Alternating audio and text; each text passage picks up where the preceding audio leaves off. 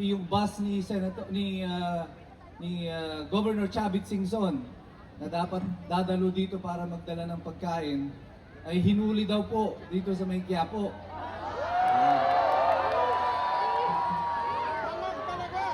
Dati, senador at saka mga congressman lang hinuhuli. Ngayon pati lugaw hinuhuli na.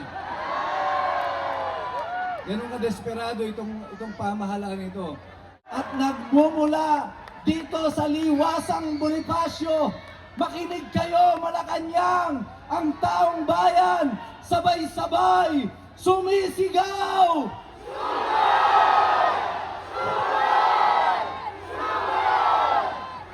Kumusta po ang mga iskumbro dito sa Kamaynilan? Praise God. Maraming salamat at naririto kayong lahat. Alam nyo, pinapanood namin kanina doon sa telepono, sa video, yung itsura ninyo. Alam niyo bang umabot na kayo hanggang doon sa may LRT? Opo, gano'n na po kadami yung tao dito. At every week, padami po ng padami yung mga tao. Dali lang, ibababa ko lang itong aking telepono. Wala kasi akong videographer, kaya ako lang. Naglakad ako kanina mula doon, sa dulo, paparating dito. Nagulat ako sa dami po ng tao, sa totoo lang. It's amazing na ako po ay naririto ngayon sa Liwasang Bonifacio. Marami pa po sanang dadating dito. Kanina pinag-uusapan, pati yung bus ni Governor Chavit Singson na dapat dadalo dito para magdala ng pagkain ay hinuli daw po dito sa may Quiapo.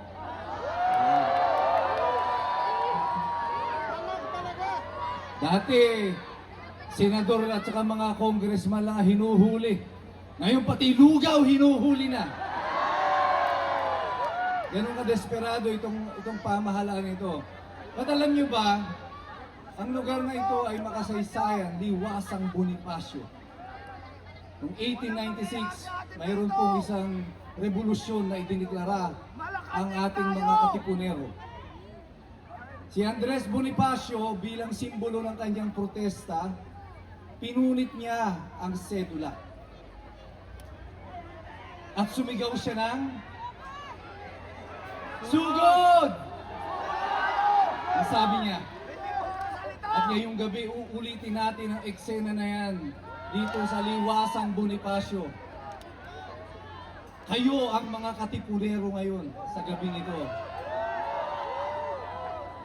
Tayo ang susugod para sa demokrasya. Kaya nyo ba yon? O sige, testing lang ha. Sa aking hudyat, pagtaas ko ng aking kamay, sabay-sabay tayong sisigaw ng sugod. Ready? 1, 2, 3!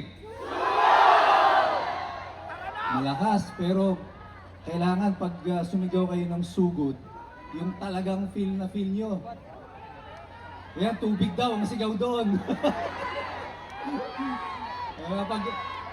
Pag sumigaw tayong lahat ng sugod, kailangan yung pakiramdam nyo, yung mga misis natin dito, di ba? Pag nahuli nyo yung mister ninyo, may ka-chat doon sa cellphone, di ba? Hi! Diba? Dapat ganun. Parang nakita nyo yung kapitbahay ninyo na 3 taon na yung inutang sa inyo. Nagtago, tapos nasa lubong nyo sa kanto. Sugod! Diba? Kaya ba natin gawin yan? Muli, sa aking hudyat. 1, 2, 3!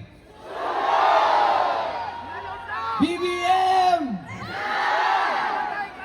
Pakinggan mo ang tinig ng Liwasang Bonifacio. Damdamin ng mga Pilipinong nagpupuyo sa galit sa iyong ginawa sa kanilang dating presidente. Dinala mo sa Hague, sa isang kulungan sa malayong bansa dahil sa ayaw niyong manatili siya dito sa aming lupa. At ngayong gabi, pakinggan niyo ang sigaw ng sambayanang Pilipino. Sabay-sabay, sumisigaw! Malacanang, makinig ka! Ito ang tinig ng bayang iyong inapi. Ang aming mga leader iyong isa-isang pinakukulong. Si Senator Marcoleta, si Jinggoy Estrada, si Mike Defensor, si Chavit Singson, sila Odi Munggaw, sina Orly Gutesa. Hanggang ngayon nawawala pa ang 18 mga ex-marines na inyong mga patuloy na ginagapi at ginigipit. Naririto sila ngayon sa spirito, bagamat ang kanilang pisikal na katawan na hindi namin kasama. Maaari niyong ikulong ang aming mga katawan, pero kailan hindi niyo makukuha ang aming mga puso, sapagkat ang liwasang Bonifacio sumisigaw sabay-sabay! Naririnig niyo ba ito, Malacanang? Ito ang totoong sambayanan. Ito ang puso ng Pilipino. Ang nais namin isang matuwid na pamahalaan. Hindi namin kailangan ng ayuda. Ang kailangan namin pamahalaang hindi nagnanakaw. Ito ang deserve naming mga mamamayan. Hindi namin kailangan ng AIX. Hindi kailangan niyang tupad. Hindi namin kailangan ang 8 kilong bigas na ninakaw ninyo, yung 2 kilo na dating 10 naging 8.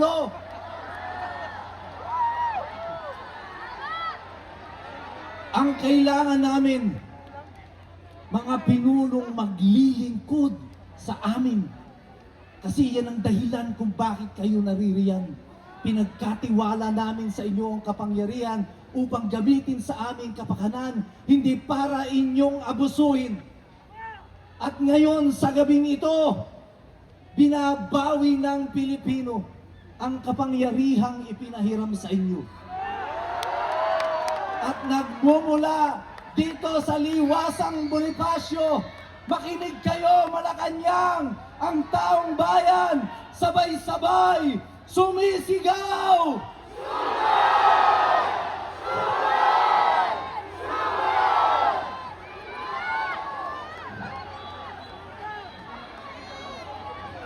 Ang sigaw ng liwasang Bonifacio, Marcos resign! Marcos resign! Marcos resign! Marcos resign! Marcos resign! At gabi-gabi, iyan ang madidinig ninyo sa inyong mga tainga. Isang paalaala, ang liwasang Bonifacio sa gabing ito ay paalaala sa mga nag-aabuso ng kapangyarihan. Ang kapangyarihang hawak ninyo ay hindi inyo. Ito ay kapangyarihang ipinahiram namin sa inyo. At eto ngayon ang mga tao na mga pinagnanakawan ninyo. Kami ngayon ay tumatayo, nagre-reklamo. Lahat kami ngayon naandirito, hindi lang para sa aming mga sarili. Ako ay naririto hindi para sa sarili ko. Wala po akong personal na magiging kapakinabangan dito. Higit sa lahat ako'y naririto bilang isang ama. Ayaw kong ang aking mga anak ay mabuhay sa isang lipunang kagaya nito na naghahari ang mga magnanakaw. Wala tayong pagkakataon sa disenteng buhay. Yung mga adik naglipa na sa kung saan, pati mga rider natin biktima ng pagtitrip lang. Ayaw ko ng buhay na ganito para sa aking mga anak. Mayaman ang Pilipinas. Napakayaman ang Pilipinas. Pero yung kayamanan natin, ninanakaw ng iilan at ginagawa tayong mga aba at mga pulubi at ginagawa tayong mga walang kwentang mga tao at sinasabi lang sa atin, eto lang ang sa inyo, isang supot na bigas. Eto ang sa inyo, 2,000 piso bayad sa boto nyo, 1,000 piso. Pero ang Pilipino, tayo ay mga marangal na mga tao. Kaya sila Andres Bonifacio nung tumindig dito sa liwasan, walang baril, walang armas, mga magsasaka, mga mangingisda, mga ordinaryong mamamayan, pero ang meron sila ay tapang at lakas ng loob. At ito ang bitbit ninyong lahat sa kasalukuyan. Ito ang meron tayo, ang tanging kalayaan na magsalita at magpahayag at gusto pa nilang agawin sa atin.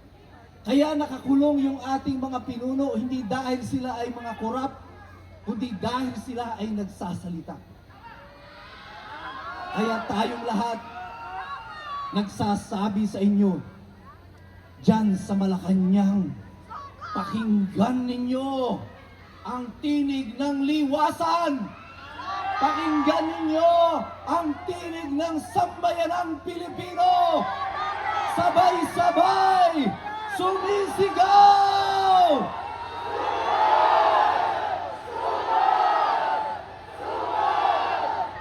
Woo! Yung nangyari sa EDSA nung mga nakaraang linggo, practice pa lang yun. Etong ginagawa sa Liwasang Bonifacio, may suot na kaming gloves. Pag hindi pa kayo tumino, knockout na ang aabutin ninyo sa amin. Mayroong bantang nagaganap sa ating bansa sa kasalukuyan. Mayroong bantang nangyayari sa ating bayan.